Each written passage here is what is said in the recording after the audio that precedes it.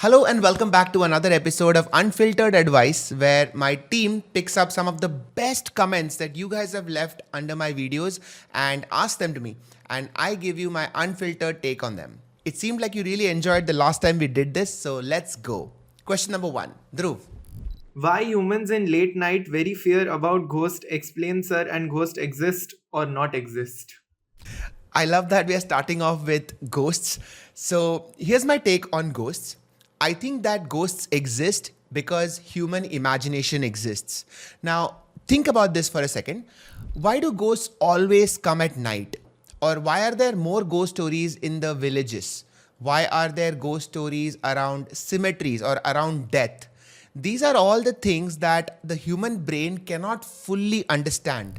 And so, whatever we don't understand, we fear. So, we fear the dark because we can't see anything. The villages are less crowded, less people around, so we are more scared naturally. And when have we ever come to terms with death as a species? So these are the circumstances around which ghost stories will form. You will notice that there are never any ghost stories in a crowded cricket match in the middle of the afternoon where everybody is enjoying, laughing, having fun. वो time पे कभी ghost नहीं आता because at that time your brain is in full control. So the more elements of uncertainty and loss of control you add to a story, the more the chances are that ghosts will suddenly start appearing. And it's not a bad thing. In fact, I think ghost stories are a sign of human creativity. It is a sign that your imagination is good. And the only thing I would say is that because we have the ability to create ghosts, we have also had the ability to create gods. So the solution kind of comes with the problem. So cheers. Next question. Can you talk about ghosting in relationship? How many efforts should one make before closing the relationship forever? That's so appropriate. Let's go from ghosts to ghosting. And unlike ghosts, ghosting is a very real phenomenon experienced by a lot of people. In fact, I think it's experienced more and more in the current dating culture. So ghosting happens when one person completely cuts off all communication with the other person. And the breakdown of communication to that extent is the final straw in a relationship. When you can't even talk to each other anymore, then what is a relationship left to protect? The only thing is that ghosting is when you don't even communicate that you are not going to communicate anymore. And that I feel is a sign of immaturity or an inability to have an adult grown-up conversation. So if you are in a relationship where you feel that you can no longer even talk to the other person, let them know so that they are not sticking around waiting for you. The next question is how our priorities affect our life. So interesting question because we all have priorities whether we know it or not. And the reason I'm saying this is because life mein we are constantly making choices. They could be small choices, I call them micro decisions, and they could be large choices or macro decisions. And every time you have to make a choice, our brain has to primarily decide between short term and long term. And now in the framework of neuroscience, that is limbic or prefrontal. So whenever there is a conflict between what should you do, you will notice that one of those choices is giving you pleasure in the immediate. That is the limbic choice. And one of them is for the long term. That is the prefrontal choice. Now, if you don't know what your priority is, chances are that you will always make the choice that gives you happiness in the short term. And this could be in the micro decisions also, which is whether to eat an ice cream or to not eat an ice cream. The choice is, oh, let's eat an ice cream because it'll make me happy right now. Suppose if your priority is to lose body fat percentage, then the prefrontal cortex now has a stronger voice. It can now make a stronger decision that no, let's not eat the ice cream. Even if we don't get pleasure in the short term, in the long term, this will be good for you. So that is how priorities affect our life, by helping the prefrontal cortex make its decisions more easily. Next question is it possible to increase serotonin in human brain without drugs? So let's talk about the drugs part first, because there are drugs that increase serotonin. In fact, the drugs used for depression, for anxiety, like SSRIs, do increase serotonin in the brain, because serotonin is a very important chemical that helps us feel calm and peaceful. But drugs are not the only way.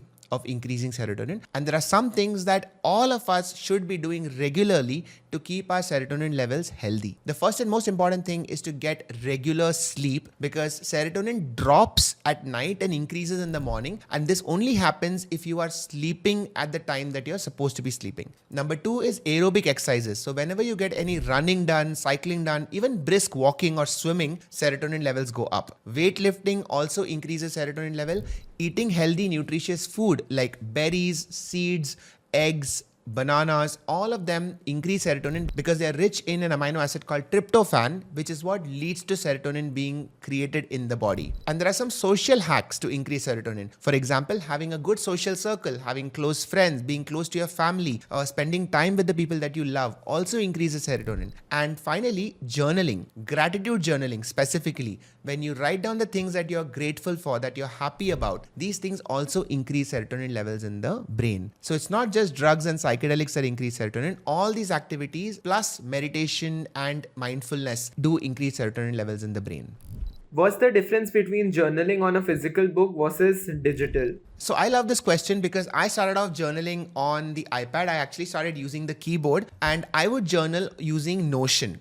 Now, I love that app. It is extremely convenient to jot down all my thoughts. But after a while, I realized that when I write using a book, basically pen and paper, I journal better. And this is specifically true when I am doing my personal journaling. So not really work related, but when I'm journaling about things that happened to me in my life, about things that made me feel something, that made me happy or sad or angry, I realized that using a pen and paper was much better than typing it out. And I thought about why, and this is my hypothesis. I feel that we all type faster than we write. So when we start to type something, the words get typed out as fast as you can think them, and sometimes even faster. Whereas when I'm writing with a pen and paper, the friction of the paper itself makes me slow down. So the more time I get to write down each word, my thoughts are getting more time to get formed. So I am literally forcing myself to slow down so that I can think more clearly. And when I'm writing about things that I'm emotional about, I realize that what I need is time. I need time to settle down. I need time to think. I need time to form the words, because what words I choose matter. What I write matters, because that is how I now look at that situation. So writing with a pen and paper has been game changing for me. I have also tried a middle ground, which is using an iPad and Apple Pencil. And that has also worked for me, because that also makes me slow down a little bit, anything other than typing. So take this information in any way you can. Try it out for yourself. It might help some of you. If you've experienced the difference between writing and typing, let me know. I'm very keen on hearing your experience as well. All right, any more questions? Sir, how will I be able to attend your live sessions? Guys, I did a live event for the first time in my life at Habitat last month. It was partly storytelling, partly neuroscience. It was a lot of fun. In fact, we ended up with doing around 30 minutes of a Q&A, and I really enjoyed it. It's something that I definitely want to do more in the future. And I will be putting updates of future live events in the community page on my channel. So if you've not subscribed to the channel, please do so, and press the bell icon so that whenever I do post something, you'll get a notification. I hope that I will be doing another one in Jan, and I hope I'll see a lot of you there. Thank you so much for the support that you've shown me, and I'm very, very grateful. Thanks, guys. I hope you enjoyed this episode of Unfiltered Advice. Please continue dropping interesting comments and questions under my videos, and I will be doing more of this soon. Bye, everyone. Take care.